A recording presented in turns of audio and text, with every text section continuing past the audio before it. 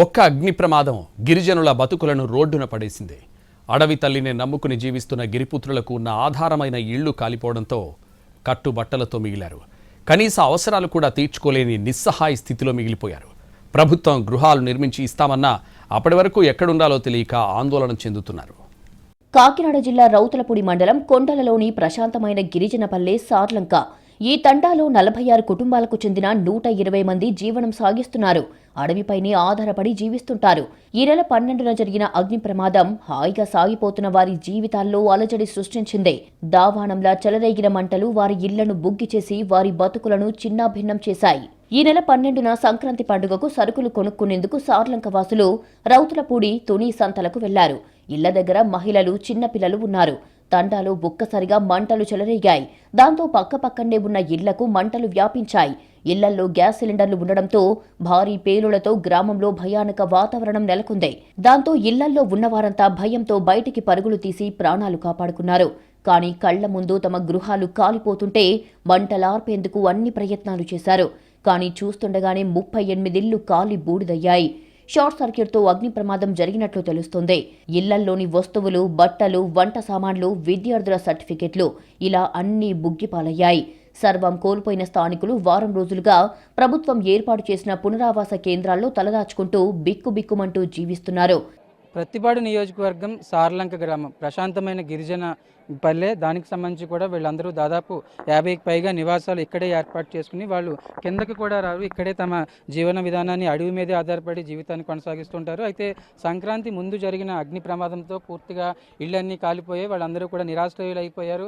ఎక్కడికక్కడ ఇంట్లో సామాన్లతో సహా రోడ్డున పడ్డ పరిస్థితి. అంటే దీనికి సంబంధించి కూడా దాదాపు వారం రోజులైంది. వారం రోజుల నుంచి కూడా వాళ్ళు కట్టుబట్టలతో నడి రోడ్డు మీద ఉన్నారు. కొందరు ప్రభుత్వం ఇచ్చింది, అదేవిధంగా ఎవరైనా దాతలు ఇస్తే వాళ్ళు తింటున్నారు, లేదంటే పస్తులు ఉండాల్సిన పరిస్థితి చూసుకోవచ్చు. గ్రామం అంతా అదేవిధంగా ఇళ్ళన్నీ కూడా పూర్తిగా నిర్మానుష్యంగా మారిపోయి ఇళ్లలో సామాన్లు, అదేవిధంగా ఇంటికి సంబంధించిన పరిసర ప్రాంతాలు ఒక్కసారిగా వచ్చిన అగ్ని ప్రమాదంతో ఇళ్ళన్నీ కూడా కాలిపోయినాయి. నడి రోడ్డు మీద పడ్డ పరిస్థితి.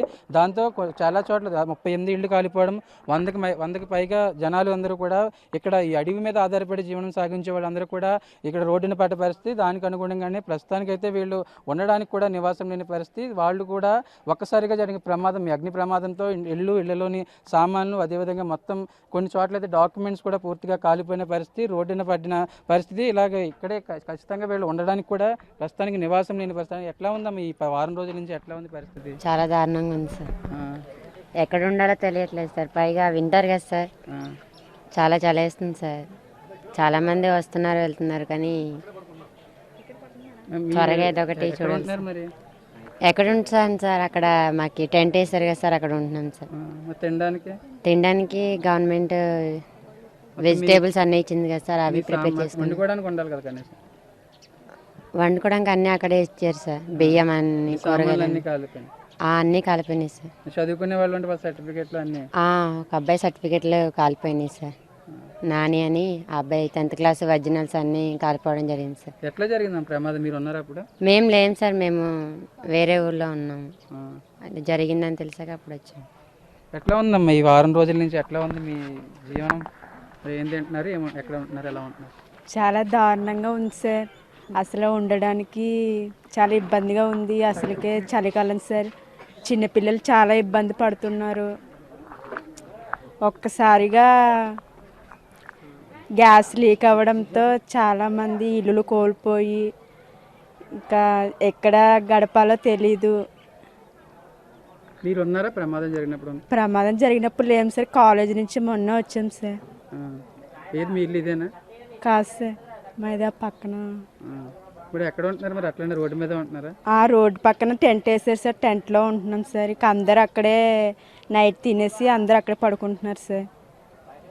అలా మరి ప్రజలందరూ చాలా కష్టంగా ఉంది సార్. మరి ఇల్లు ఎప్పుడు వస్తాయో తెలీదు. ఆ సిచ్యువేషన్లో ఉన్నాం సార్. మరి చూసుకోవచ్చు, కట్టుబట్టలతో నడి రోడ్డు మీద వాళ్ళ వంట పాత్రలు కనీసం సామాన్లు వంట చేసుకునే సామాన్లు కూడా లేని పరిస్థితి రోడ్డున పడ్డారు. కొందరైతే ఇలా వీటి మీదే ఆధారపడి ఇక్కడ టెంట్లలోనే జీవనం సాగిస్తానని చెప్తున్నారు. అంటే ఒక్కసారిగా జరిగిన అగ్ని ప్రమాదంతో వాళ్ళందరూ కూడా రోడ్డు మీద పడిపోయారు.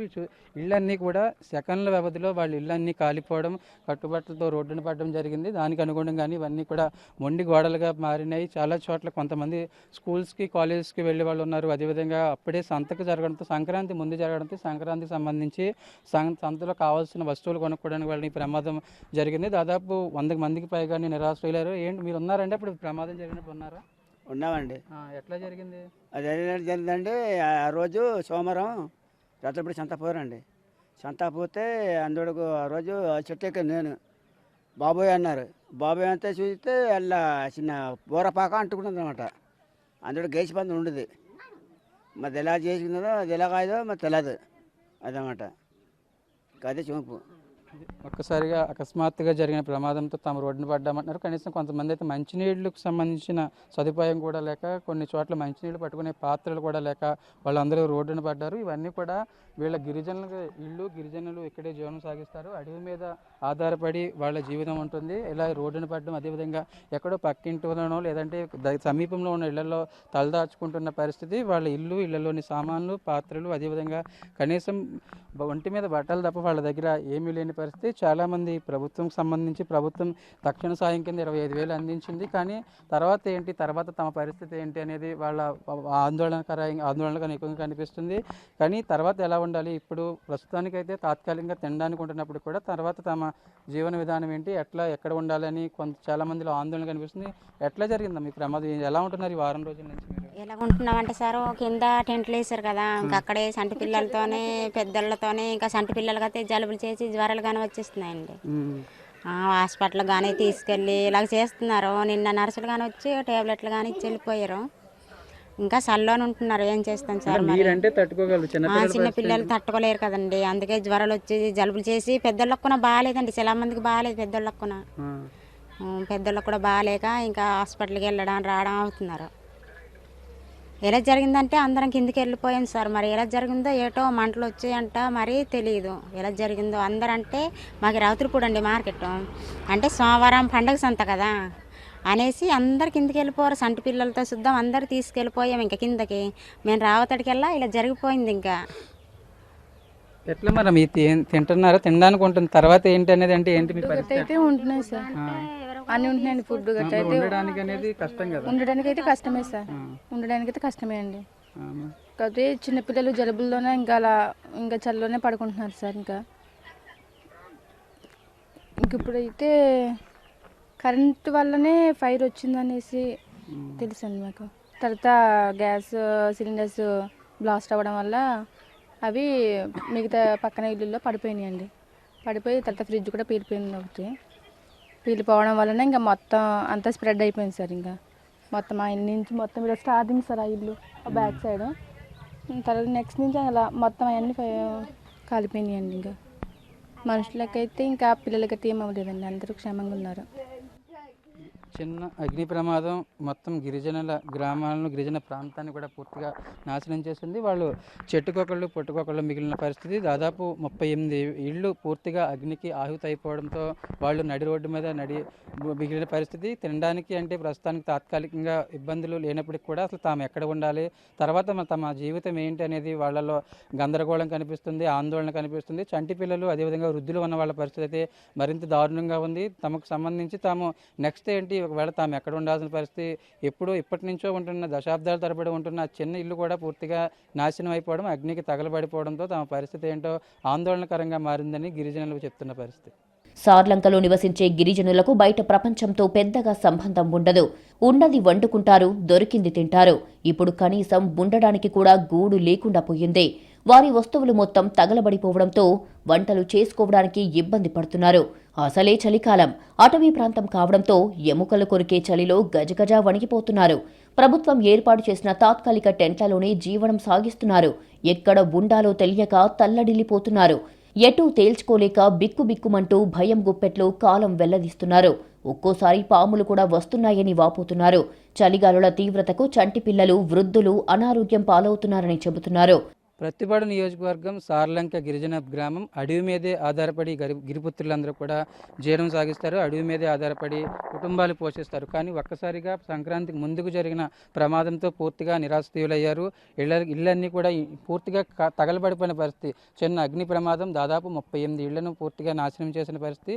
వాళ్ళు సంక్రాంతికి సందర్భంగా సంతకు అదేవిధంగా మార్కెట్కి వెళ్ళి తమకు కావాల్సిన పదార్థాలు కొనుక్కోవడానికి వెళ్ళిన సందర్భంలో ఈ ప్రమాదం జరిగింది. ప్రాణ నష్టం జరగకపోయినప్పటికీ కూడా ఆస్తి నష్టం, అదేవిధంగా వాళ్ళు ఉంటున్న గూళ్ళన్నీ కూడా పూర్తిగా తగలబడిపోయినాయి. ఇవన్నీ కూడా గిరిజనుల ఇళ్ళు చూసుకోవచ్చు. ఇంకా వారం రోజులు అయినప్పటికీ కూడా మంట ఇంకా మండుతూనే ఉంది.